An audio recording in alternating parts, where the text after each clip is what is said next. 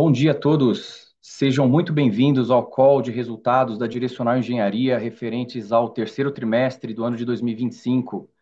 Damos as boas-vindas aos nossos investidores, analistas de mercado, todos os participantes aqui dessa videoconferência. Sou André Damião, do time de Relações com Investidores da Direcional. Estão presentes aqui o CEO da Direcional, Ricardo Gontijo, também o CFO da Direcional e diretor de Relações com Investidores, Paulo Souza. Nossa apresentação é destinada a analistas e investidores. Nós vamos trazer aqui os principais destaques operacionais e financeiros do TRI e logo na sequência a gente já abre para perguntas e respostas. Analistas e investidores que quiserem fazer suas perguntas podem usar a ferramenta de levantar mãos aqui do Zoom, para a gente moderar aqui do lado de cá pela ordem de cada pergunta.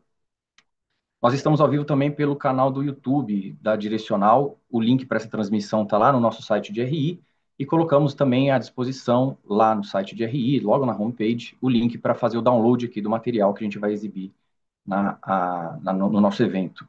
Estamos gravando também essa apresentação para, como sempre, disponibilizá-la no nosso site de RI, lá na central de resultados. Esse e todos os demais materiais podem ser acessados lá no nosso site de RI, ri.direcional.com.br.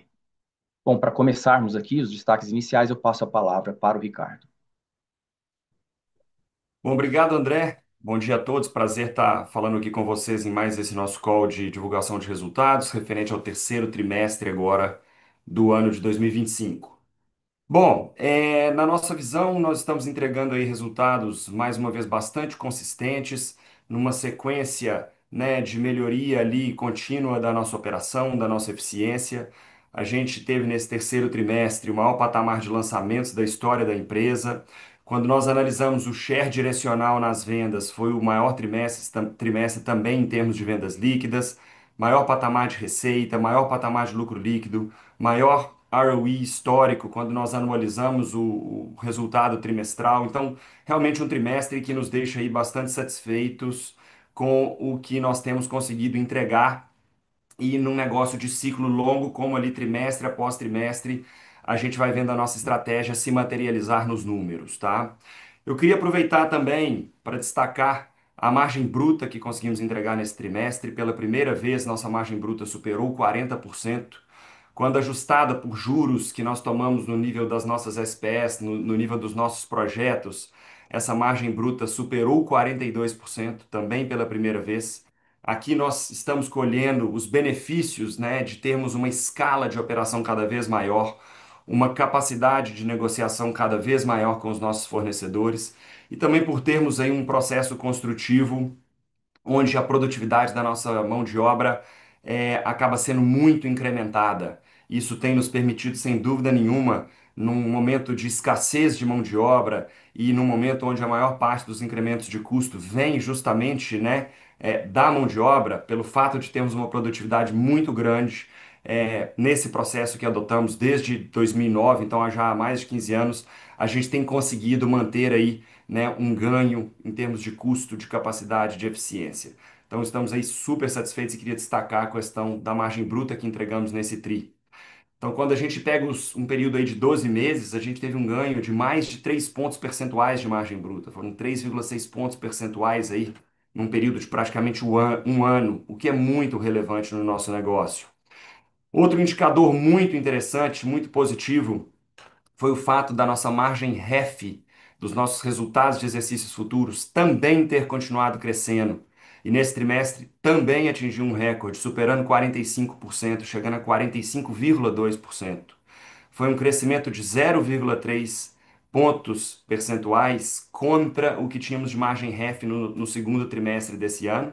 Lembrando aqui que a gente tem hoje um estoque de 3,7 bilhões de receita REF, ou seja, crescer 0,3 ponto percentual em um único trimestre em cima de um estoque tão relevante demonstra que as novas vendas têm sido feitas com margens superiores às vendas anteriores, às vendas antigas. As vendas de projetos com menor avanço de obra, ou seja, mais recentemente lançados, são justamente aquelas que têm maior parte indo para a receita de exercício futuro, têm se dado com margens bastante saudáveis, o que é um indicador para, né, o que se esperar da margem futura, né, num curto espaço de tempo aí, olhando os trimestres que estão por vir.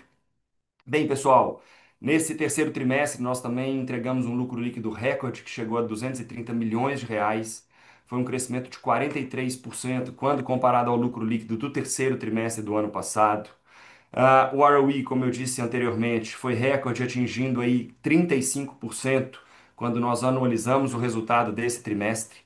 E olhando o gráfico da direita, a gente percebe que em 3 anos nós dobramos a margem líquida da direcional, que saiu de 8,7%, bateu agora 17,6%, ou seja, um pouquinho mais do que o dobro.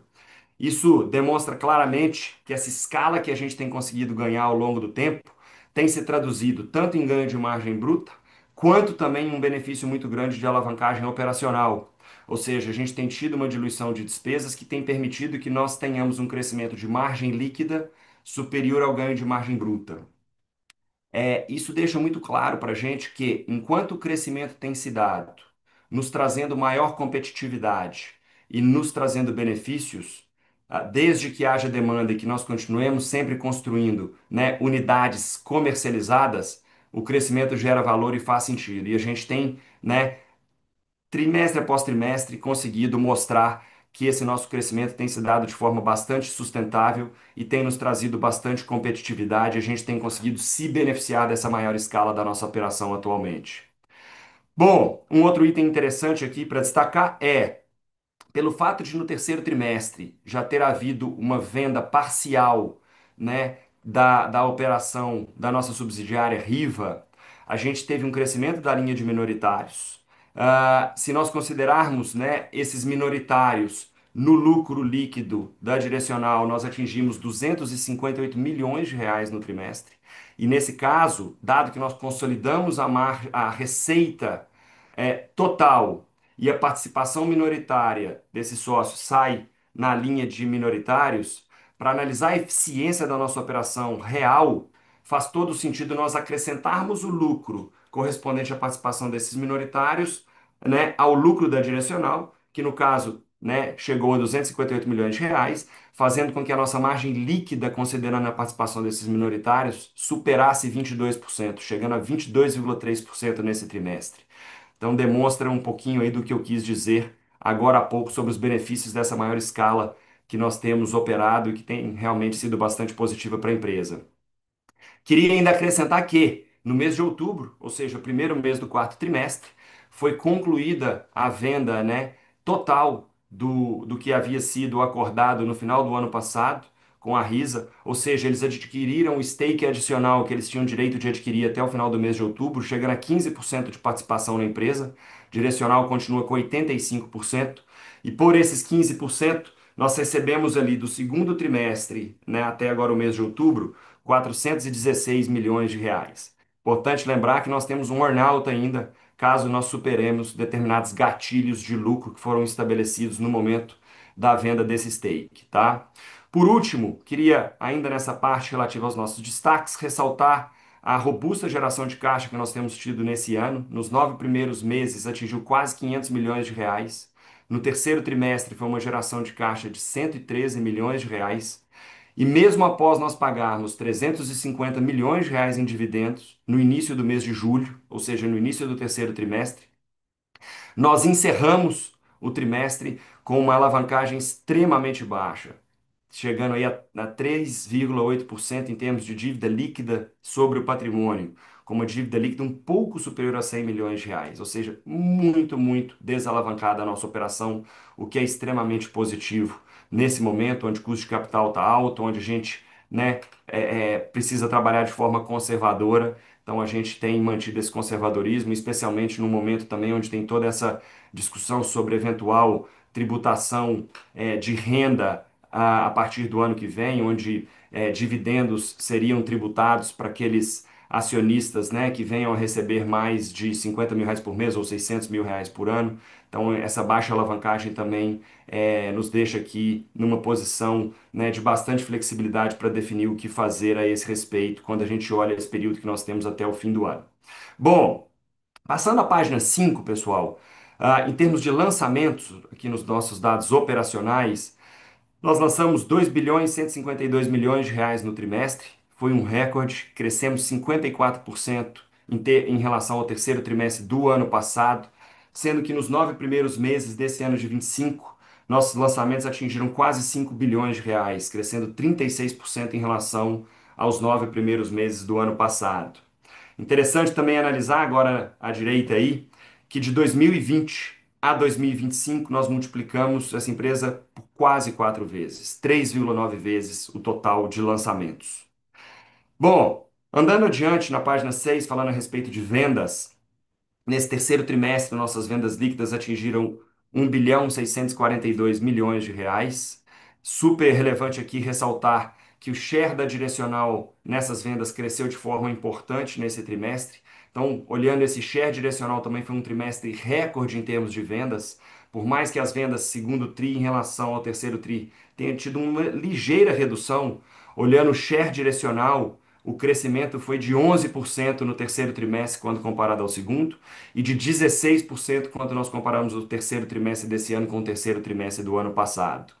Quando nós consolidamos os 9 primeiros meses de 2025, as vendas superaram 4 bilhões e 600 milhões de reais, foram quase 4 bilhões e 650, com um crescimento de 5% em relação a 2024. E, de novo aqui, considerando o share direcional nos projetos, o crescimento foi de 9,1% quando nós comparamos os 9 primeiros meses desse ano com os 9 primeiros meses de 2024. Bom, eu queria passar a palavra agora para o Paulo, para passar pelos principais destaques financeiros, e eu vou estar à disposição de vocês para a sessão de perguntas e respostas logo na sequência do Paulo aqui. Vamos lá, Paulo. Obrigado, Ricardo, pela apresentação. Dando sequência e passando pelos resultados financeiros, começando aqui pela receita, alinhado com o que o Ricardo comentou e somado a isso ao bom andamento de obras que tivemos aqui no terceiro trimestre, nossa receita cresceu 9% em relação ao trimestre anterior e atingindo quase 1,2 bi de reais, crescimento também de 27% em relação ao terceiro tri de 24. E com isso a gente acumula um crescimento de 29% no ano, atingindo 3 bilhões de reais de receita, contra 2.400 do ano passado. Do lado direito, a gente apresenta aqui, incluindo essa barrinha vermelha na nossa receita contábil, a receita das SPS que a gente não consolida no resultado. E aqui a gente vê que nos 9 meses atingimos 4 bi de reais, talvez o principal ponto a observar nesse gráfico é esses 4 bi de reais, que quando a gente compara com o número de lançamentos que o Ricardo acabou de apresentar, lançamos quase 5 bi no período, um pouquinho, na verdade um pouco acima de 5. Isso talvez indique aqui que a gente ainda tem um catch-up para fazer de receitamento com lançamentos de quase 25%. Ou seja, a gente tem ainda um caminho de crescimento de receita, crescimento de resultado e com isso buscar diluições olhando pros próximos trimestres. Seguindo em frente, passando um pouco, voltando aqui na margem bruta, o Ricardo comentou, margem bruta e resultado apropriar. Fechamos o trimestre com uma margem bruta de 42,1, como o Ricardo comentou.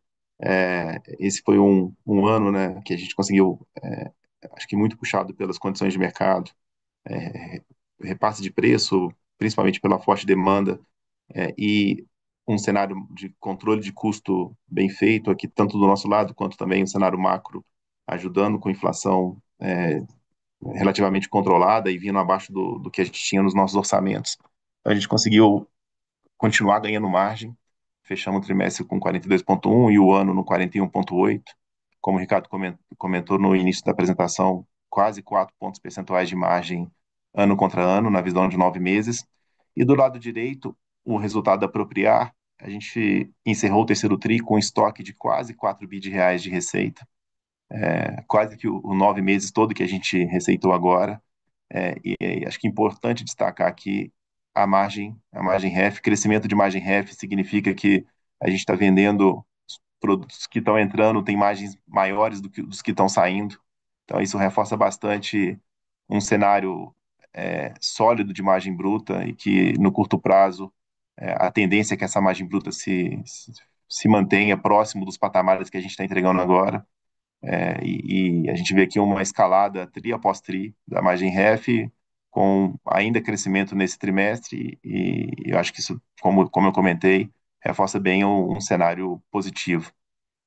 Seguindo em frente, E passando um pouco, indo aqui para o lucro líquido, no trimestre, nosso lucro líquido ficou em o ajustado por efeitos não recorrentes. O contábil, como o Ricardo mostrou lá em cima, foi 230 milhões, o ajustado 205. A gente está tirando aqui 25 milhões de resultado não recorrente que a gente teve nesse trimestre. Isso a barrinha azul no terceiro tri. E aqui a gente colocou, para colocar em números o que o Ricardo comentou ali atrás, um, o efeito de participações minoritárias no nosso negócio. Essa barrinha vermelha, ela é o impacto líquido do resultado de SPS que a gente tem com sócios. Aqui a gente está basicamente tirando o minoritário e a equivalência patrimonial do nosso resultado, e com isso a gente vê um crescimento importante de resultado, né, uma menor diluição dessa linha, pelo contrário. E aí, na parte superior do gráfico, onde a gente coloca a margem, apesar da nossa margem líquida contábil, que é a linha azul, ter subido 600 bips, né, 60 bips, desculpa, contra o terceiro tri do ano passado, o terceiro tri desse ano contra o ano passado, ou 5 bips 9 meses contra 9 meses. Quando a gente olha a linha vermelha, que é a margem líquida, que a gente pode dizer aqui, talvez, da nossa operação, descontando o efeito do minoritário, ou seja, é o lucro do negócio, não a gente está tirando o efeito da participação dos nossos projetos. A nossa margem líquida cresceu bastante nesse período, saiu terceiro tri de 24, 17,7 para 20,9, praticamente acompanhando o que a gente teve de ganho de margem bruta. E no 9 meses, 17,1 também para 19,9. E talvez essa aqui seja a margem líquida do negócio.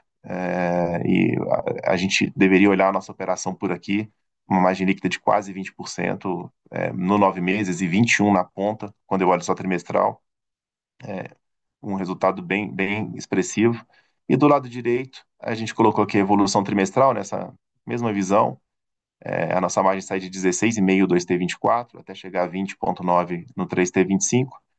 E a linha de cima, a linha marrom, é o ROE, o retorno, aí sim, considerando somente o nosso lucro sobre o nosso patrimônio, atingimos aqui 35,2 de retorno, numa escalada muito forte nesses últimos trimestres. Primeiro trimestre 2T24 estava próximo de 25%, ou seja, quase 10 pontos percentuais. E importante dizer, mantendo o balanço desalavancado, e esse retorno veio todo de resultado, não veio de alavancagem de balanço. Acho que isso é um ponto importante, reflexo do trabalho que a gente tem feito aqui. E passando para a próxima página, último slide aqui antes de ir para o Q&A, estrutura de capital, para a gente, principal, os nossos orçamentos, toda discussão parte daqui. Esse foi mais um trimestre que a gente trabalhou para reforçar ainda mais o nosso balanço. Mantemos a empresa extremamente desalavancada, alavancagem muito baixa, 3,8, como a gente vê no primeiro gráfico à esquerda. A gente trabalhou muito nesses últimos meses para aumentar o volume de caixa nosso. Pelo gráfico do meio, a gente vê aqui, há um ano atrás, o nosso caixa era 1,5 bi. A gente fechou o caixa com quase 2,5 bi de reais agora no terceiro tri. E a gente também trabalhou nessa linha em alongar nossa dívida. Nossa dívida hoje é que tem o prazo mais longo do setor, prazo médio, 67 meses. Todo esse reforço de caixa veio com captações a mercado de dívida muito longa, e com isso a gente conseguiu reforçar ainda mais a nossa estrutura de capital, ou seja, muito caixa, dívida longa e empresa desalavancada. Isso dá uma tranquilidade muito grande para a gente tocar o nosso negócio aqui sem que alavancagem, sem que balanço seja algo que a gente tenha que preocupar. É a manutenção do nosso perfil, né? Quem nos acompanha aqui há muitos anos, a gente sempre trabalhou assim e não tem indício que a gente vá mudar isso em nenhum cenário. Bem, é isso. Eu vou voltar aqui pro André para puxar o Q&A. Estamos aqui disponíveis para as respostas. Muito obrigado, Paulo. Muito obrigado, Ricardo, pela apresentação. Vamos dar início aqui agora ao nosso Q&A. Nossa primeira pergunta vem da Fanny Oreng, Banco Santander. Fanny, seu microfone está liberado. Olá, pessoal. Bom dia, parabéns pelos resultados. Tem uma pergunta, chama muita atenção a melhora que vocês apresentaram de margem bruta aí agora no terceiro trimestre, né? Que já vinha de uma base mais forte, vocês já tinham expandido margem no segundo trimestre e apresentaram agora essa margem aí bastante expressiva, né? A minha questão é. Tem algumas medidas do governo que podem eventualmente ajudar vocês até a aumentar um pouco a margem, como, por exemplo, a própria mudança aí da curva de subsídios que ajuda vocês num estado que vocês têm uma representatividade importante da venda, né? Que é lá Amazonas. Vocês poderiam até usar isso aí para subir um pouco de preço, mas queria entender como é que está a cabeça de vocês para o balanço entre margem bruta e VSO. Será que faria sentido em algum momento vocês abrirem mão de continuar expandindo margem, né? Dado que a gente ainda vê um cenário aí também positivo para custos, também olhando para frente, para tentar acelerar mais essa VSO? Então, a minha pergunta seria essa, assim, como está a cabeça de vocês nesse balanço aí entre VSO e margem? Fanny, vamos lá, vou falar um pouquinho aqui. Acho que, né, primeiro comentando as mudanças aprovadas aí anteontem pelo Conselho Curador do FGTS, eu acho que são bastante positivas, né? Acho que aqui essas mudanças sempre, né, esses ajustes que não são extremamente relevantes, mas bastante consistentes ali, sempre mantendo a sustentabilidade do FGTS, quando a gente olha um prazo mais longo, são super positivos. E bem claramente a região norte teve nesse momento um foco bastante grande, onde a curva de subsídios não só, né, andou para a direita, aumentando o subsídio médio ali para cada faixa de renda, como na região norte ela teve um incremento ali de R$ 10.000, né, no subsídio máximo. Então, sem dúvida nenhuma, a gente que tem uma operação importante na Praça de Manaus, deve sim enxergar ali um volume grande de famílias que são incluídas no mercado que a gente tem condição de atender. E apesar de você estar vendo aqui, né, a nossa REF subindo, o que é um indicador importante, né, para a margem bruta futura, a gente tem sempre dito que nesse momento a prioridade nossa é giro, então seria velocidade de vendas, tá? Então acho que nesse trimestre a gente teve um incremento importante de lançamentos. Naturalmente, naquele trimestre específico onde lançamentos crescem, você acaba tendo um período, né, um intervalo ali um pouco menor para vender os lançamentos mais recentemente feitos, porque eles podem se dar ao longo do trimestre, não necessariamente do primeiro mês. Então, um lançamento que acontece no último mês do trimestre tem um prazo mais curto para vender, e a VSO sendo medida trimestralmente, você acaba tendo um impacto ali jogando a VSO para baixo. Mas sendo assim, bem direto na sua pergunta, a nossa prioridade hoje é velocidade de vendas, é atender um volume maior de famílias, não ganho de margem, tá? O ponto aqui principal e da onde a gente enxerga que a gente vai conseguir extrair o maior valor na empresa é no giro. Então, prioridade VSO. Tá ótimo, Ricardinho, obrigada. Hoje você pode abrir para a gente assim, quais seriam as praças? Você acha que você conseguiria trabalhar para melhorar essa VSO? Fanny, eu acho que tem algumas praças onde a gente vê oportunidade de ganho de VSO e o que a gente tem percebido é que à medida que a gente ganha escala naquelas praças, a gente, além de ter, né, melhor capacidade de negociação com fornecedores, o que se traduz num custo mais competitivo de construção e como consequência na margem bruta, a gente também percebe um aumento de VSO porque a gente tem uma marca mais conhecida, a gente tem mais produtos para ofertar para o cliente, então um cliente que a gente recebe, a gente tem uma conversão muito maior em vendas e tal. Então, as praças onde a gente tem uma operação menos madura, certamente tem oportunidade de ganho de VSO. Então, vamos dizer, praças do Nordeste aí, Recife, Salvador, isso aí é bem claro. Eu acho que ali no Rio de Janeiro também tem um trabalho importante a ser feito, onde a gente enxerga a oportunidade de ganho de VSO nesse momento. Então, talvez eu fosse listar essas três praças onde a gente enxerga bem claramente uma perspectiva de ganho de velocidade de vendas olhando para frente. Mas, de novo, isso não é do dia para a noite, principalmente ali no Nordeste, onde a gente ainda tem, né, um caminho de amadurecimento das operações, um ganho de relevância, um incremento, né, de produtos sendo ofertados simultaneamente para um potencial comprador. Isso se dá gradualmente. Eu acho que no Rio de Janeiro, que já é uma operação onde a gente atua há mais tempo, a gente tem uma perspectiva de ter um ganho num prazo mais curto, fazendo o trabalho ali certinho. Beleza, Ricardinho, parabéns pelos resultados de novo, obrigada. Obrigado, Fanny. Obrigado, Fanny, pela pergunta. A nossa próxima vem do André Mazzini, Citi. Mazzini, seu microfone já está aberto. Opa, bom dia, Ricardo, Paulo, André, obrigado pelo call. Duas também. A primeira, que vocês pudessem dar mais cor nessa linha de resultados de transações societárias, né, que veio em 25 milhões, qual a natureza desse evento, se esperam mais eventos desse tipo para frente, essa é a primeira. E a segunda, sobre o disclosure novo de Riva, né, bem legal, obrigado por ele. A gente viu que o ROI de Riva, né, analisando ali o TRI, estaria em 71%, o que é altíssimo, né, e mais alto que o ROI consolidado da direcional da empresa toda. Quais são os principais motivos para esse ROI maior em Riva?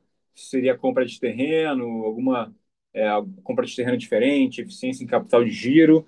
E, e se a gente vê a DRE da Riva, né, essa estrutura de custos e G&A dela poderia operar independentemente da direcional, né?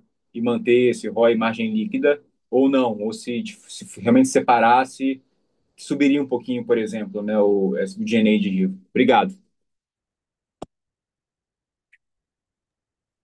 Paulo, vamos lá. Você comenta as perguntas do Mazini aí relativa a eventos não recorrentes, eventualmente Tá? novas vendas de stake e tal, um pouquinho de Rivian, eu vou complemento aqui com um outro ponto. Perfeito.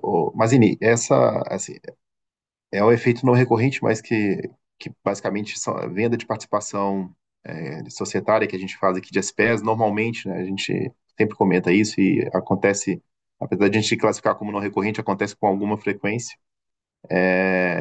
São aqueles casos em que a gente são SPS que a gente tem um capital, algum capital investido e que depois da aprovação e depois talvez da viabilidade comprovada do projeto, a gente tenta trazer algum investidor que tem custo de capital menor do que o nosso para carregar esse capital investido. A gente continua ali capturando o resultado dessa SPE, mas num stake menor e traz junto com esse investidor o carrego do capital. E o resultado aí basicamente é um DCF, né? A gente faz um DCF do resultado, a gente captura um pedaço importante desse resultado já à vista e transita no nosso resultado de forma positiva e a gente classifica aí como não recorrente. Olhando para frente, sim, sempre tem possibilidades, oportunidades. Não dá para cravar que teremos outras, mas a gente aqui sempre trabalha com essa visão. Se a gente se tiver um bom negócio para ser feito, faremos. E pode ser que continue ocorrendo, mas eu não colocaria como certo. Sobre Bom, riba, você. vamos lá. Sobre Riva, Paulo, fala um pouquinho sobre ROE, eu posso entrar na sinergia de G&A, esse tipo de detalhe. Perfeito, acontece mesmo. A gente colocou lá as informações e a nossa intenção que é, inclusive, abrir algum histórico. Devemos subir isso no nosso site de relações com investidores na nossa planilha. A gente está aqui terminando de confeccionar para colocar. Então, acho que ajudaremos vocês aí, se quem quiser modelar a Riva de forma apartada, a gente deixaremos bastante informações disponíveis. E é isso, a Riva ela tem conseguido operar com uma eficiência maior. O Ricardo também pode comentar. O Faixa 4 tem ajudado bastante. A gente viu no último trimestre a Riva com uma VSO muito forte, e esse negócio VSO rápida é um pouco do comentário da Fanny da pergunta anterior, né? VSO versus margem. A Riva está no melhor dos dois cenários, né? Margem bruta alta e VSO rápida. Então a gente está ganhando resultado na margem e no giro. A VSO da Riva foi acima de 27% no último trimestre. Então tem um pouco desse benefício, além de ter um benefício de ter o balanço da direcional também ajudando e gerando eficiência para o balanço da Riva. É claro que ela também está no momento de ciclo de crescimento. O nosso negócio, quando há um crescimento expressivo, o retorno é mais alto, você tem menos carteira, o retorno do início do projeto é sempre maior do que o do final, mas esse ajuste ele é pequeno. A maior parte desse retorno vem mesmo da eficiência VSO rápida com margem alta. Complementando aqui, Mazini, sem dúvida nenhuma, eu acho que o fato de nós termos a parte de execução de obras, toda a parte de engenharia sendo executada conjuntamente, tanto de Riva quanto direcional, traz uma sinergia enorme, Então, acho que no momento atual é super positivo a gente ter, né, ali a estrutura de execução de obras da direcional e toda a parte de apoio para essa execução. Então, projeto, orçamento, planejamento, suprimento, segurança do trabalho, onde a direcional está ali executando essas obras da Riva. Então, certamente essa sinergia é super positiva para as duas empresas, traz uma escala muito maior, traz uma capacidade de negociação maior, tem um ganho muito grande. Também é importante lembrar aqui que nos 2 primeiros anos, né, o que a Direcional cobra de taxa de administração da Riva é menor, a partir do terceiro ano tem um incremento. Então, de certa forma, a gente tem 2 anos aí de Riva com esse benefício, tá? Mas é isso, acho que a operação de Riva é realmente bastante redonda, a gente, né, tem um benefício ali que foi muito grande na faixa 4 e a gente tinha os produtos, parte já lançadas, parte praticamente, né, na fase final de aprovação. Então, em função de velocidade de vendas, margem e de uma necessidade, né, uma possibilidade de usar o balanço da direcional, sem dúvida nenhuma, ela tem operado com um ROI espetacular e nós temos uns 85% desse negócio, mais um eventual earnout no futuro. Então, sem dúvida nenhuma, a gente tem gerado muito valor aí para o nosso acionista na operação, né, dessa subsidiária nossa, que eu acho que tem performado super bem. Perfeito. Obrigado, time. Bom dia. Obrigado, André. Nossa próxima pergunta vem da Carla Graça, UBS. Carla, seu microfone já está liberado. Bom dia, pessoal. Tudo bom? Obrigada pela oportunidade de fazer uma pergunta. Eu tenho duas do nosso lado. Então, primeiro, um pouquinho sobre faixa 4, né? Vocês acabaram de comentar que o resultado de Riva tem sido impulsionado pela inclusão dessa nova faixa no Minha Casa Minha Vida. Se vocês puderem dar uma cor de como que vocês estão vendo essa absorção do novo faixa 4, qual é a participação dessa faixa no mix atual e como que vocês enxergam o espaço para ampliar essa fatia nos próximos trimestres nessa faixa. E o meu segundo ponto era um pouco sobre geração de caixa, né? Então, se a gente ajustar a geração de caixa por passivo de cessão e venda de SPE, vocês acabaram queimando um pouco de caixa no TRI, e eu imagino que parte disso venha tanto daquela mudança na caixa, quanto de algum possível atraso em repasse. Mas eu queria entender como que vocês estão projetando a geração de caixa para os próximos trimestres e principalmente para 2026. Se a gente deve esperar que ela tenha uma convergência maior com o lucro líquido ou se a gente ainda tem alguns ajustes pela frente. Obrigada. Carla, vamos lá. Vou pegar o início aqui, a sua primeira pergunta. O Paulo pega a segunda sobre caixa, geração de caixa. A faixa 4, acho que sem dúvida nenhuma para a gente aqui, ela teve, né, uma representatividade bastante grande. Lembrando aqui que a Riva, quando ela foi criada em 2020, né, ela operava majoritariamente fora do programa Minha Casa Minha Vida. Depois, em 2023, com o incremento do teto, né, que saiu naquela época de 264 mil para 350 mil reais, uma parcela dos produtos Riva passou a ser elegível ao programa, um pouco mais ali de 30%, e com o incremento agora de 350 para 500 mil reais, a gente tem, né, a maior parte dos produtos Riva sendo elegíveis, né, à faixa 4, desde que a renda da família compradora seja abaixo de 12 mil reais. É claro que nesse momento de maior escassez de funding em função, né, das taxas de juros mais elevadas fora do programa Minha Casa Minha Vida, a gente tem procurado sempre ter produtos no segmento da Riva que tenham um ticket abaixo de 500 mil reais, para que a gente tenha a possibilidade de sempre oferecer para o potencial comprador, né, as condições da faixa 4 do programa, que são bastante interessantes, não só pela menor taxa de juros, quanto pelo sistema de amortização, né? Então a gente tem procurado sim ter produtos dentro do possível, ou na maior parte deles, elegíveis ao programa. Isso faz uma diferença importante na nossa velocidade de vendas. Eu acho que se a gente continuar vendo, né, uma demanda forte, como a gente tem percebido, é natural que a gente venha a ofertar produtos olhando para frente. Então, acho que a nossa prioridade aqui é estar sempre construindo unidades vendidas. A gente não está aqui, né, querendo de forma alguma construir estoque no momento onde o custo de capital está super elevado, tanto, né, que a gente tem sempre ressaltado que a nossa prioridade é VSO, e nesse contexto, enquanto tiver havendo uma absorção elevada desse tipo de produto, a gente vai buscar priorizar lançamentos também desse tipo de produto, para que esse crescimento nosso se dê de forma saudável. Então, vamos ver como a demanda se comporta, vamos ver como as condições do programa, né, vão ficar para frente, para que a gente tenha uma maior visibilidade, mas a expectativa é bem positiva para a faixa 4. Com relação à queima de caixa, eu queria que o Paulo falasse aí, mas na nossa visão a gente teve uma geração de caixa operacional, Carla. Eu não sei exatamente como é que foi a conta da queima de caixa, né? Mas a gente sempre leva em conta tudo que a gente recebeu de sessões de carteira anteriores. A gente desconta também tudo que a gente teve de geração de caixa proveniente da venda de ativos, que na prática é uma antecipação de uma geração de caixa futura, mas que em geral o mercado desconta. E na nossa visão aqui, a gente teve uma geração de caixa nesse trimestre de aproximadamente 40 milhões de reais.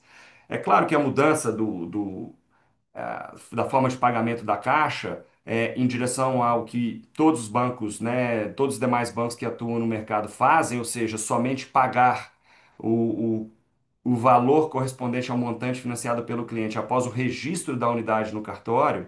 Anteriormente, né, a Caixa pagava no momento da contratação, porém esse pagamento se dava com recurso bloqueado e ele era desbloqueado após o registro. Mas com o recurso bloqueado, aquilo ali era uma posição de caixa da empresa. Agora, com pagamento somente após o registro, nesse período de transição, até que haja nessa estabilização, está tendo na contabilidade uma queima de caixa, que no caso nosso da direcional está próximo a 150 milhões de reais. Mas eu acho que está tudo certo, é parte do processo. Essa mudança, claro que tem um impacto, mas eu não acho que tenha de forma alguma prejudicado a performance da nossa operação. Paulo, em relação a essa questão da queima de caixa recorrente, expectativa, de como a gente está vendo geração de caixa em relação ao lucro, acho que era legal você dar uma comentada também aqui para Carla. Obrigado pelo começo da resposta, Ricardo. Exatamente, eu ia trazer exatamente esse ponto. Nas nossas contas aqui, quando a gente tira os efeitos não recorrentes e tenta olhar aqui a geração de caixa, efeito caixa de verdade, trimestre passado foi próximo de 30, nesse próximo de 50, de geração. E a gente tem, eu tenho falado bastante isso, né? Esse nosso negócio, ele é trimestre após trimestre. A gente tem visto sim uma oscilação de caixa, mas é uma oscilação positiva. Até mês a mês, tem um mês que queima um pouquinho, outro gera um pouquinho, outro gera um pouco mais, aí depois queima, gera um pouco menos. É um efeito com alguma volatilidade, mas positiva sempre. E eu acho que essa é a tendência. E principalmente a gente conseguindo emplacar a estratégia que o Ricardo comentou aqui de foco na VSO, foco no giro. À medida em que a gente consegue aumentar a VSO, a necessidade de capital de giro do negócio aumenta. E mesmo a gente aqui num momento de crescimento, é provável que a gente cresça financiando o crescimento com a geração de caixa operacional. E por último, você até comentou sobre eventualmente atrasos de repasses. Acho que você quis fazer referência aos programas habitacionais dos estados. Sim, a gente tem algum impacto, a gente tem algum impacto na região norte, na centro-oeste, um pontual também no nordeste, mas a gente nem reporta isso como não operacional, é do nosso negócio, sempre tem algum desafio para a gente resolver do lado de cá. Os programas são fantásticos, a gente quer que o programa continue, a gente acredita muito que o cheque adicional do Estado, mesmo que um pouco demorado, ele gera valor, a gente vende para, a gente faz o nosso negócio ainda melhor, a gente vende mais rápido. Tudo bem, o repasse demora um pouco mais, mas a gente reduz para absoluto, a gente consegue eventualmente uma margem um pouco melhor, a gente enquadra o cliente no RET 1 quase sempre, então a gente tem um benefício fiscal. Então, assim, apesar de demorar um pouquinho mais, de ter sim um impacto na geração de caixa do ano, que se a gente botar no número aqui não é pequeno, é até relevante, a gente aqui não está fazendo conta disso como não recorrente, não. Mas, respondendo a sua pergunta, sim, a gente tem um impacto aqui, não só nesse trimestre, nesse ano quase que todo. Esse negócio, ele melhorou e piorou, melhorou, piorou, melhorou de novo no decorrer do ano. O net é que a gente deveríamos ter gerado mais caixa se o programa estivesse repassando na mesma velocidade que um repasse normal. Mas ainda assim, a gente quer estar dentro do programa. Tá ótimo, ficou claro. Obrigada.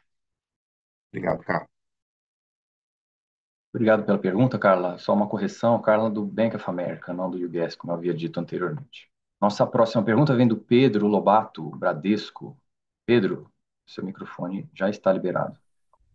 Obrigado, André. Bom dia, pessoal. Obrigado pelo espaço. São duas aqui também. A primeira é a Direcional apresentou aí uma concentração, né, de lançamentos no fim do TRI. Acabou aí tendo uma pequena penalizada aí na VSO, né? Então eu queria entender como que vocês estão vendo a evolução dessas vendas em outubro aí, início de novembro.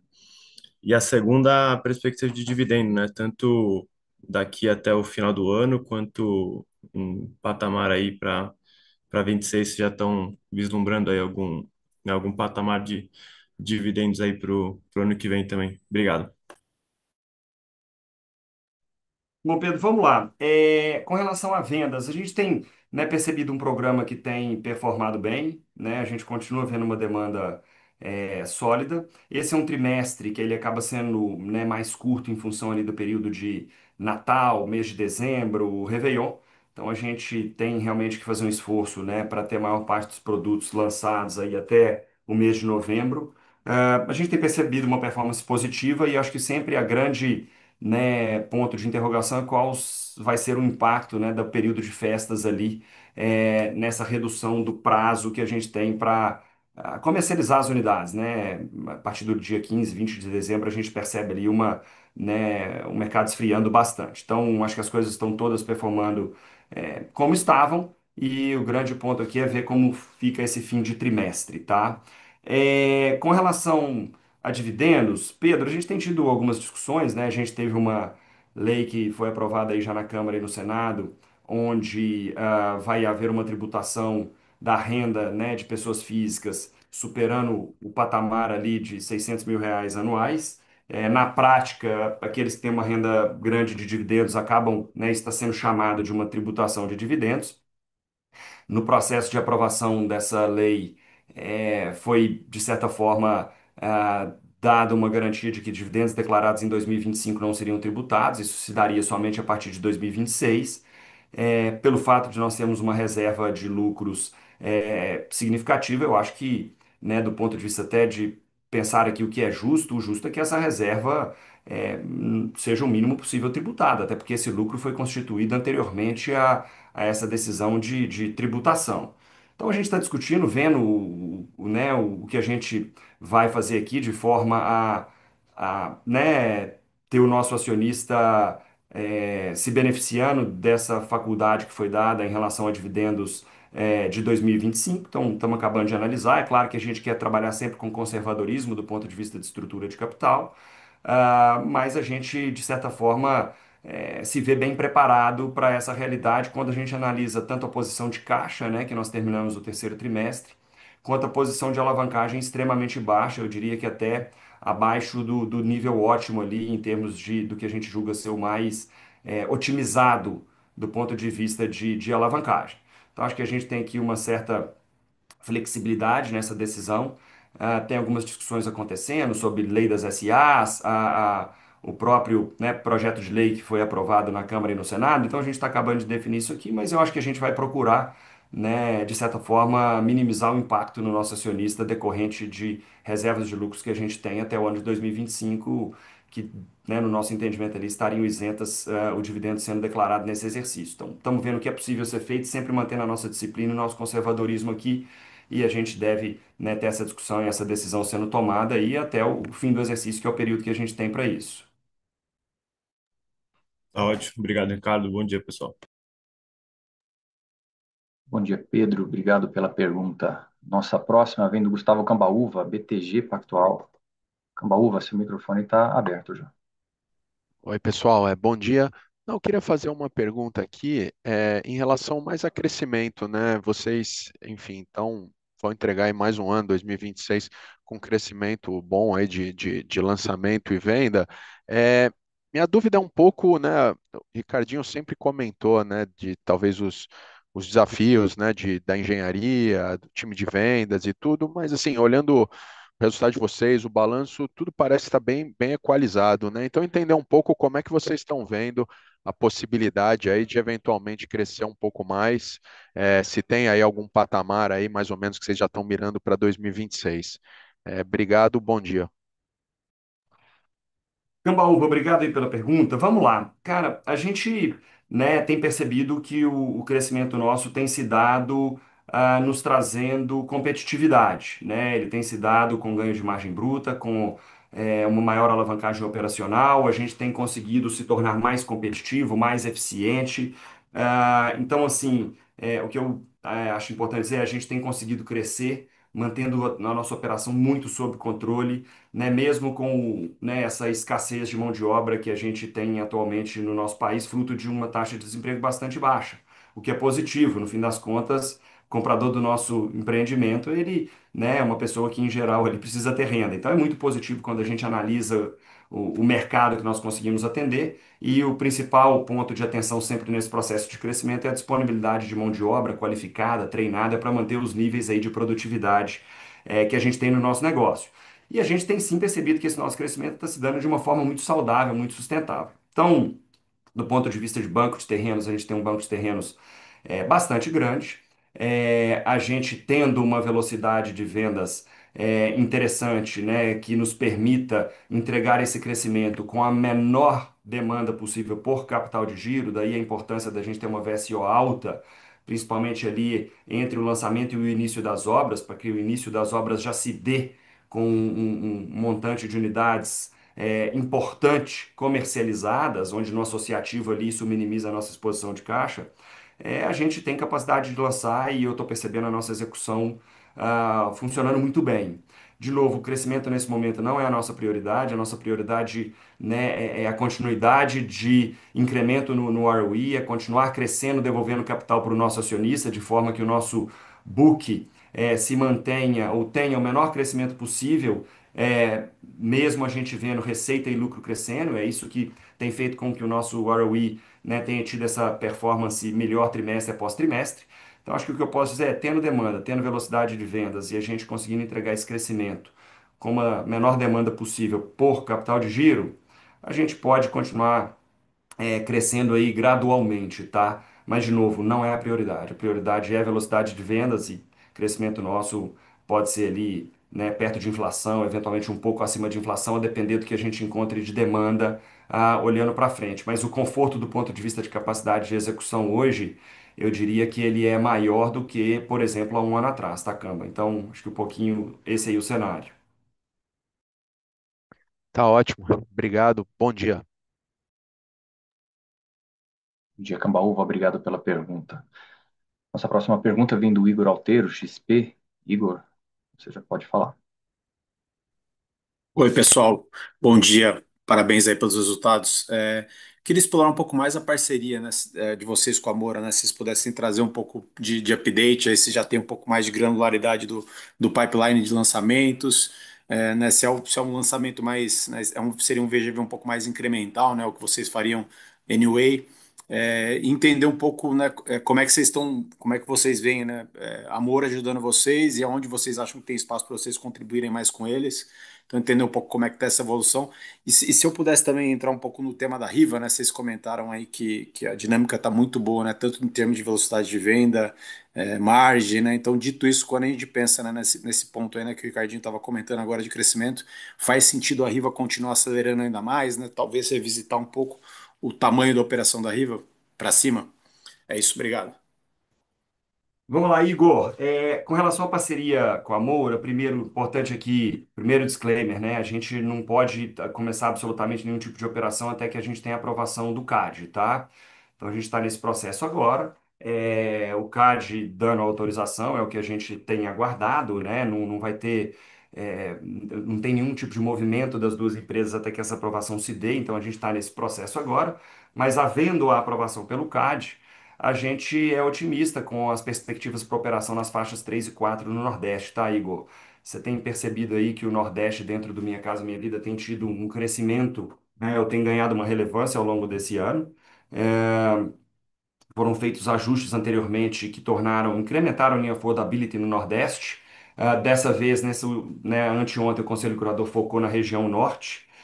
Mas a gente é otimista com as perspectivas para o Nordeste. E a operação Comora, sem dúvida nenhuma, é uma operação que pode nos trazer um crescimento em relação ao que a gente tinha originalmente imaginado, porque a capacidade de originação de negócios da Moura na região Nordeste é bastante grande. E, de novo, tudo aqui só vai acontecer tendo demanda, tá, Igor? Então, tendo demanda, velocidade de venda super saudável, a gente pode, né, redistribuir a nossa operação no Brasil, pode priorizar um crescimento numa região, cresce menos na outra. Então, eu não queria dar nenhum tipo de perspectiva para a operação como um todo, porque a gente pode estar sempre migrando aqui lançamentos de uma região para outra, dependendo do que a gente enxerga de demanda e tudo, mas a gente vê uma perspectiva muito positiva para Nordeste. A gente é bem animado com a relevância que a Moura tem na região. A Moura também traz uma capacidade de execução, o que é super importante. Então, acho que a Direcional entra com a execução e entra com toda a parte, né, de experiência no programa Minha Casa Minha Vida. Acho que a Moura tem uma capacidade grande de originação. Na região ali é muito grande, uma marca muito conhecida, né, acesso a terrenos e tudo. Então, acho que aqui tem uma simbiose muito positiva, tá, para as duas empresas. Mas vamos aguardar o CAD e aí a gente define e vê como a gente faz e o que acontece com essas perspectivas olhando ali para frente, mas eu acho que tende a ser bom para as duas empresas. Com relação à Riva e Gorsim, a gente tem percebido uma performance bem positiva de Riva. E, de novo, como que está definindo o nosso negócio, a nossa empresa e que segmento priorizar é a velocidade de vendas, é a demanda? A depender do que aconteça com a demanda, a gente pode ter um maior volume de lançamentos em Riva ou menor, a gente pode ter maior em direcional ou menor. O que eu posso dizer é que até o momento atual, Riva tem performado muito bem, velocidade de vendas tem sido boa, a faixa 4 tem sido positiva para a Riva e é por isso que nesse terceiro trimestre vocês viram a Riva, que teve uma VSO até maior do que a direcional, tendo uma relevância grande em lançamentos. Não dá para inferir que daqui para frente a Riva vai ter a mesma relevância que teve no terceiro trimestre, né, que foi mais ou menos metade ali dos lançamentos. Perspectiva até em função do tamanho do banco de terrenos, Riva tem mais ou menos 15 bi, direcional 35. Então, assim, Riva é mais ou menos 30% do banco de terrenos da empresa como um todo. É natural que o volume de lançamentos de direcional tenda a ser maior do que o de Riva. Mas gradualmente a gente, né, no dia que gradualmente, o fato de nós termos sempre aqui a possibilidade de escolher em que segmento atuar, é uma flexibilidade muito grande para a nossa operação. E nesse momento, o Riva tem feito bastante sentido. Mas olhando para frente, a gente vai sempre procurar buscar a velocidade de vendas. Eu acho que esses ajustes feitos no programa anteontem, por exemplo, aumentam a atratividade da região norte, aumentam a atratividade das faixas de renda mais baixa. Teve uma mudança importante na curva de subsídios e essa mudança ela é mais relevante, quanto menor a renda, mais relevante a mudança. Então, esses ajustes acabam fazendo com que a demanda se altere ali. A gente tem toda a flexibilidade para operar desde a faixa um até a faixa 4 e a gente migra aí nesse espectro de produtos, parte riva, parte direcional, de acordo com o que a gente perceber em termos de demanda e velocidade de vendas. Eu acho que é o foco nosso, é a prioridade nossa. Não dá para inferir que uma empresa vai crescer mais do que a outra nesse momento, não. É a demanda que vai nos falar para onde a gente caminha. Dado que a execução é bem semelhante aqui, né? Tá tudo concentrado embaixo de direcional. Tá ótimo, obrigado, Ricardinho. Obrigado, Igor, pela pergunta. Nossa próxima vem do Rafael Reder, Safra. Rafael, seu microfone já está aberto. Boa tarde, pessoal. Obrigado pelo espaço. São dois pontos que eu queria explorar aqui também. A primeira em margem bruta, mas mais essa na separação interdirecional e Riva. Eu acho que chamou bastante atenção a margem bruta de Riva nesse tri, né? Que ficou acima de 43%. Queria ver com vocês se vocês consideram isso vai como um patamar recorrente, pelo menos pensando nos próximos trimestres, e entender que se vocês enxergam o mesmo Riva operando com uma margem bruta acima de VSO, acima da direcional para os próximos trimestres. E o segundo ponto, eu queria pegar um pouco mais a sensibilidade que vocês enxergam da geração de caixa com a VSO. Se vocês têm algum patamar, assim, alguma regra de dedo de quanto 1% a mais de VSO, o quanto que poderia contribuir a mais na geração de caixa da companhia. Qualquer ponto assim que vocês possam detalhar disso seria ótimo. Obrigado. Paulo, você pega essa? Pode deixar. Vamos lá. Rafael, margem bruta Riva versus direcional, de fato, Riva está com uma margem um pouco acima de direcional. Isso, historicamente, é assim, né? Se a gente olhar nos trimestres anteriores, como a gente divulgou ali, você consegue pegar alguns outros trimestres. E, assim, de certa forma, esse é um cenário comum, mas eu acho difícil a gente cravar aqui que de forma recorrente, e inclusive esse patamar de margem de 43 é algo que eu não cravaria. Eu acho que a gente está num cenário bom, Rivas muito ajudado pelo faixa 4. Se a gente olha o REF da Riva, também é um REF um pouco acima da direcional, então no curto prazo, médio prazo, esses patamares de margem deveriam se manter, mas eu eu acho que é complexo a gente cravar. O outro ponto sobre uma conta de assim, geração de caixas versus VSO, sem dúvida nenhuma, mais VSO, desde que com repasse na planta, menos exposição de caixa no negócio, mas eu não queria me arriscar aqui a me comprometer pontos percentuais de um lado versus milhões do outro. Até porque depende de muitas variáveis, mas sem dúvida nenhuma, se a gente conseguir sim emplacar essa estratégia de aumentar a VSO, a gente tem um negócio mais leve, um negócio mais gerador de caixa e que certamente menos capital de giro na operação. Ricardo, não sei se você quer complementar algum ponto. Não, eu acho que é por aí, assim, a gente está com mais ou menos 5 bi de estoque, né? Então 1% de aumento de VSO trimestral é próximo a 50 bilhões a mais de venda. Mais ou menos 20% das nossas vendas tem sido tabela direta, né? Então tem uma menor geração de caixa. POC médio nosso aí deve estar perto de 40%, 50%, então dá para você fazer algumas contas aí. Agora, né, nem tudo é tão simples, né? Varia, pode ter um período de repasse, tem POC mais alto, POC mais baixo. Em geral, a VSO é maior nos lançamentos feitos mais recentemente, que tem um POC menor, mas dá para você calcular um rangezinho aí a partir desses dados que eu te dei, que são todos públicos. Então, é mais ou menos isso, mas o impacto certamente é muito grande. O maior valor que a gente pode gerar aqui hoje é no giro, é na VSO. Então, daí a gente realmente está sempre sendo bastante vocal, apesar desse incremento, dessa melhoria, ele sempre se dá gradualmente, gente, não é do dia para a noite. Então, esse ponto é importante ressaltar aqui para vocês. Não vai ser de um mês para o outro, de um trimestre para o outro, né, um dia depois do outro, durante vários dias, né, até que a operação esteja mais madura, o time de vendas mais qualificado, mais produtos sendo ofertados. Então, assim, é gradual, mas a gente, pelo fato de, né, definitivamente não estar buscando o início de operação em novas praças, a gente vê perspectiva de continuar, né, tendo essa melhoria. É o que a gente tem buscado. É da onde a gente vê o maior valor sendo gerado. Não, tá ótimo, pessoal. Obrigado, viu? Bom dia. Bom dia para você também, Rafael. Muito obrigado pela pergunta. A nossa próxima vem do Marcelo Mota, JP Morgan. Mota, seu microfone já está liberado. Obrigado, André. Bom dia, pessoal. É uma pergunta, eu não sei, o Ricardinho comentou aí no começo do call, né, da questão da Riva, do earnout, da performance. Então, aqui não sei se vocês podem abrir para a gente um pouco, né, como é que funciona esse earnout, possível valor, qual que seria o due date dele, até porque, como foi comentado, né, depois da aprovação do faixa 4, né, pelo menos na nossa visão aqui, é que seria possível bater esse earnout, né? Dado os resultados bem fortes que a Riva tem reportado. Então, só entender como isso poderia impactar aí a operação de direcional. Obrigado. Ô Paulo, me ajuda aqui, mas só confirmando alguns detalhes. Ô Mota, eu acho que esse earnout é no terceiro ano, com uma meta de lucro que a gente precisa entregar na Riva, tá? Então, assim, tem um tempo razoável pela frente. Só me confirma aqui, Paulo, se são mais 2 ou mais 3 anos em função dessa liquidação agora.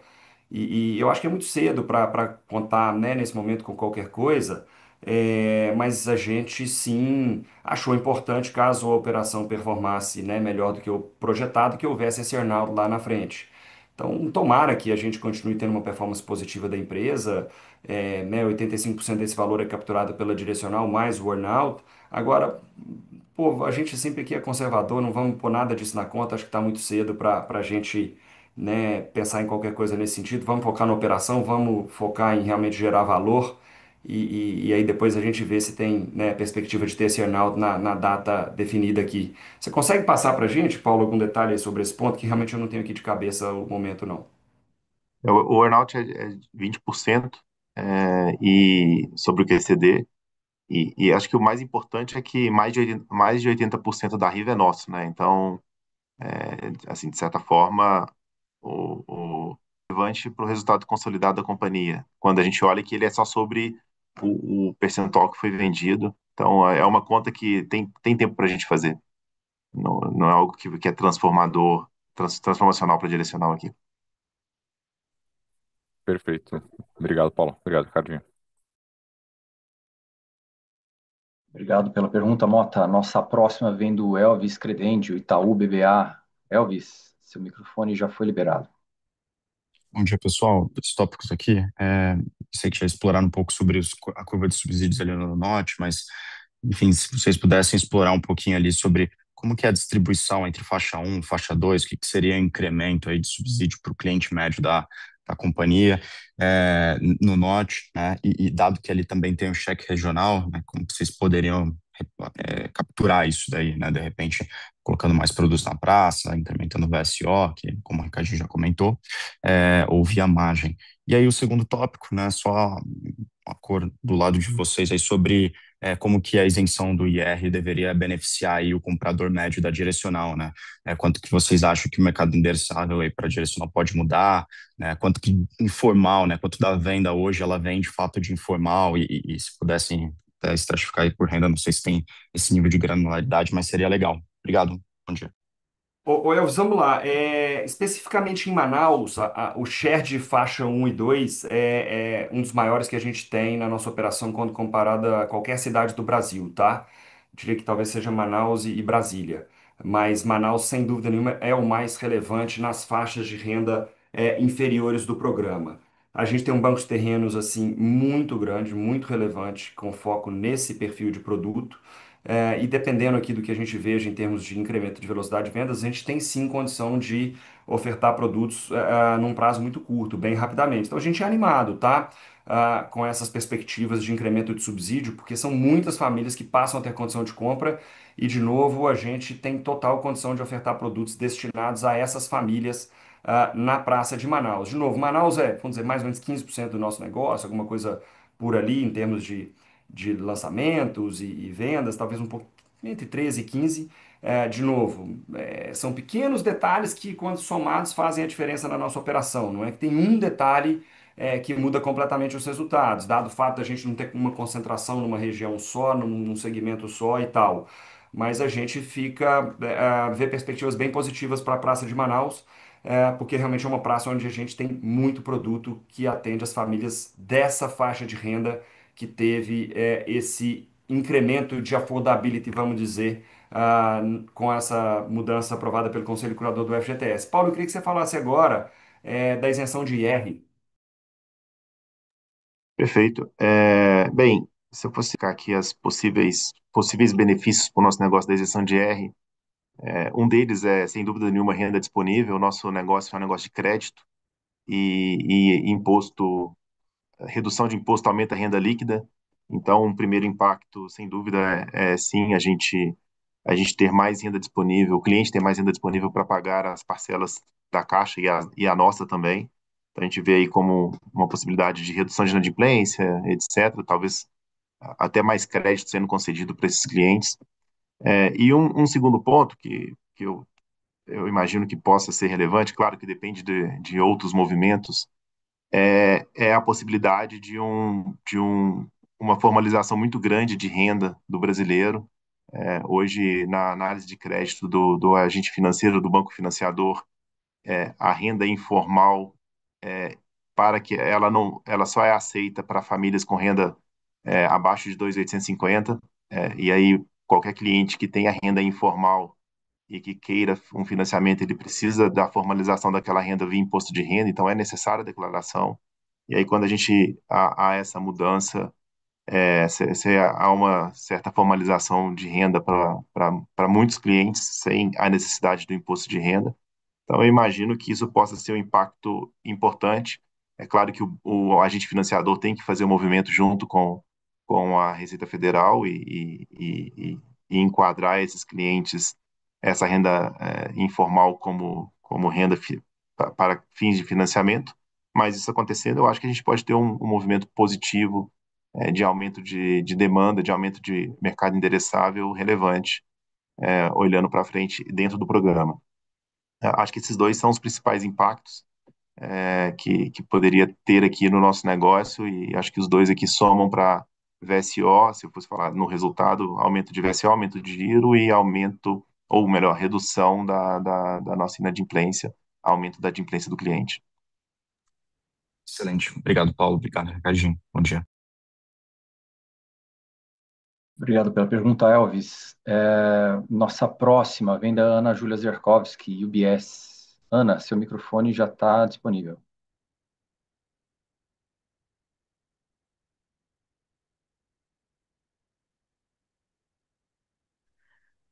Pessoal, bom dia, tudo bem? Eu queria voltar ainda nesse tema de margem, como já foi comentado, né? A margem bruta de Riva acabou puxando a margem do consolidado bastante para cima nesse tri. Mas assim, se puderem dar um pouco mais de informação do que explica a diferença de performance de margens, né? Essa tendência da Riva tá crescendo margem enquanto o direcional tá mais flat. E também pensando na parceria com a Moura, qual nível de margem a gente pode esperar para os produtos dentro da parceria? Se deve estar mais próximo da Riva, mais próximo da Direcional?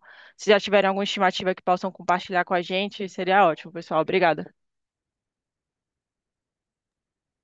Vou pegar aqui, Ricardo, e você complementa Vamos lá. conforme a necessidade. Ana, como a gente comentou agora há pouco, a Riva ela acabou sendo mais beneficiada, ou talvez o programa melhorou para os dois. O Ricardo até comentou isso no começo do call. O programa tem sido muito bom, a gente tem conseguido repassar preço, mas na parte de VSO, até pela própria VSO que a Riva entregou nesses primeiros 9 meses, a gente vê uma demanda muito forte e uma elasticidade maior de preço no programa. A entrada do faixa 4 permitiu que a gente ganhasse preço, que a gente otimizasse produto, aumentasse a área das unidades, ou seja, deixou de ter o teto do 350 para enquadrar na Minha Casa Minha Vida, e aí eventualmente um produto que seria um 2/4 com suíte passou a ser um 3/4, e a gente vende esse quarto adicional, diluindo todo o custo fixo que tem do projeto, toda a área comum do projeto, ganhando margem. A margem adicional desse metro quadrado construído adicional é muito maior. Então tem muita coisa que ajudou a Riva pontualmente nesse ano, e fez com que a margem de Riva andasse um pouco mais rápido que a direcional. Mas quando a gente olha de forma macro, as duas empresas com margens muito saudáveis, o cenário de custo impactou positivamente as duas, tanto o direcional quanto o Riva se beneficia muito aqui, né? A inflação abaixo do esperado ajuda muito as duas empresas. Olhando para frente, assim, é complexo falar como isso anda, pode ter novos fatores. Essa mudança do Minha Casa Minha Vida agora, ela impacta direcional e quase nada Riva, então o cenário pode até inverter, mas, enfim, acho complexo falar. E não sei se o Ricardo quer complementar algo aqui sobre Moura. Eu acho cedo para falar de margem. Não, assim, normalmente não deveria ter margens diferentes do que a gente opera, do que as duas empresas operam, senão a gente não faria o negócio. Normalmente a gente não começa um negócio que não tenha margem, que seja suficiente para remunerar o nosso capital. Mas eu acho que é bem cedo ainda, como o Ricardo falou, a gente ainda aguarda a aprovação do CAD para colocar a mão na massa. Eu acho que essa é uma discussão mais para após essa aprovação e o início do negócio de verdade, né? Lançar o primeiro produto, entender o banco de terrenos. O fato é que a gente vê uma oportunidade relevante, como já comentamos aqui no call, de expansão da operação na região objeto da parceria.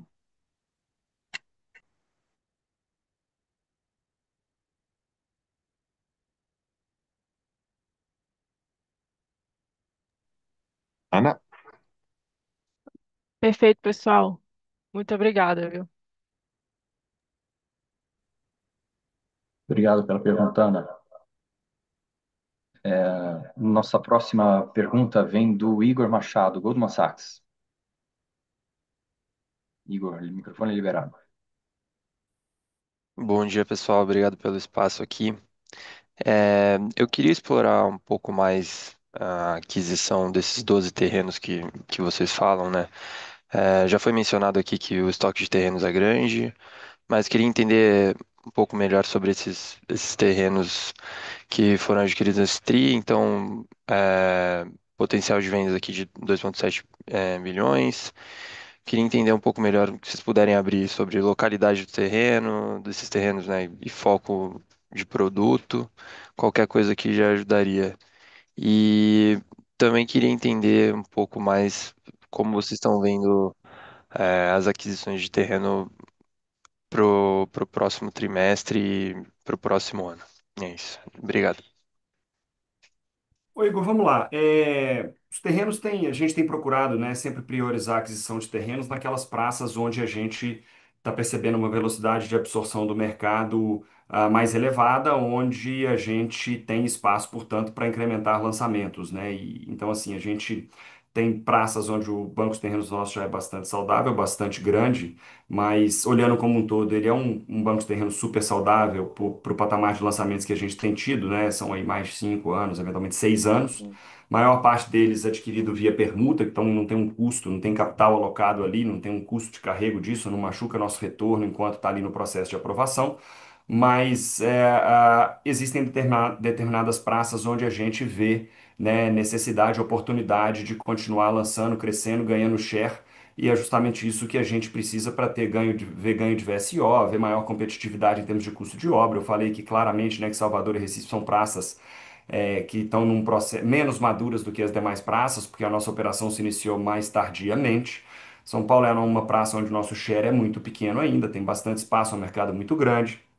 Então, a gente tem procurado buscar áreas ou priorizar áreas nessas cidades, além de algumas outras que a velocidade de vendas está bastante alta e que a gente poderia ter mais produtos hoje sendo lançados do que temos quando a gente analisa a demanda. É claro que a gente percebendo aí, né, a velocidade de vendas de Riva, a gente tem uma maior demanda ou necessidade de aquisição de terrenos nesse segmento. Então a gente provavelmente vai estar buscando mais áreas nesse tipo de produto da Riva, onde a gente está com uma VSO alta e um banco de terrenos menor. Mas é isso, acho que a estratégia é essa, manter compra via permuta, sempre priorizando aquele tipo de terreno que tem como target o cliente onde a gente tem maior velocidade de vendas e a cidade onde a gente tem menor relevância e onde a gente precisa, né, ganhar share para atingir o nível aí de competitividade e de retorno sobre o capital que a gente aloca naquela praça que a gente julga ser saudável. Super claro. Obrigado, Ricardo.